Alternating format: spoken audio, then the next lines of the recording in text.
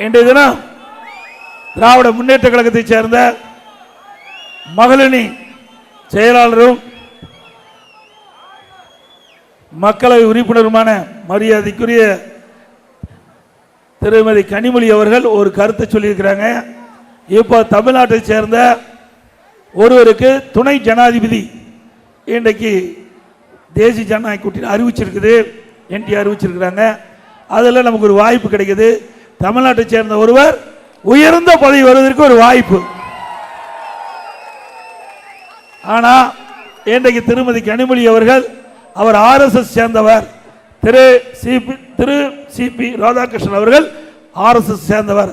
அதனால நாங்கள் அவருக்கு ஆதரவு கொடுக்க மாட்டோம் என்று இன்னைக்கு வெளியிட்டிருக்கார், செய்தி வெளியிட்டிருக்கார்.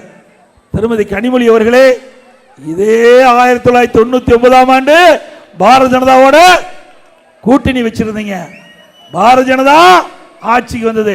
அந்த காலகட்டத்தில் கோயம்புத்தூருடைய வேட்பாளர், பாரதிய ஜனதா கட்சியுடைய வேட்பாளர் மரியாதைக்குரிய மாண்புமிகு திரு சிபி ராதாகிருஷ்ணன் அவர்கள் கூட்டணி சார்பாக போட்டியிட்டார் பாரதிய ஜனதாவில்.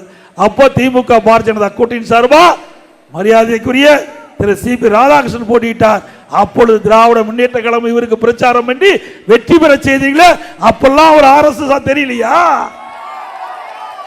சிந்திச்சு பாருங்க.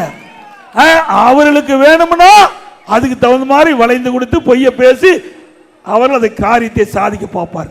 அதே நேரத்தில் அவருக்கு மாற்று பிரச்சனை வருகின்ற பொழுது அதுக்கு தகுந்த மாதிரி பேசுவாங்க. ஆக திருமதி கனிமொழி அவர்களே, ஏற்கனவே திராவிட முன்னேற்ற கழகம் பாரதிய ஜனதா கூட்டணியிலே அங்கே கோயம்புத்தூரிலே கூட்டணி வேட்பாளராக போட்டியிட்டு வெற்றி பெற்றவருக்கு திராவிட முன்னேற்ற கழகம் பிரச்சாரம் செய்து அவர் வெற்றி பெற்றார் என்பதை மறந்துவிட்டு பேசாதீர்கள். உங்களுக்கு ஆட்சி அதிகாரம் வேண்டுமென்றால் எதை வேணாலும் விட்டு கொடுப்பீர்கள், அடிமை சாசனம் எழுதி கொடுப்பீர்கள். ஆட்சி அதிகாரம் வருவதற்கு உங்கள் குடும்பம் எப்பொழுதும் அதற்காக வரிந்து கட்டி வேலை செய்யும்.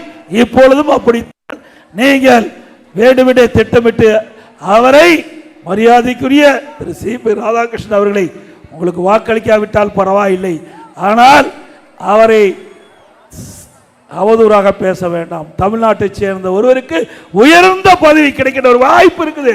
அத்தனை தமிழனுக்கு பெருமை, பெருமை தானே.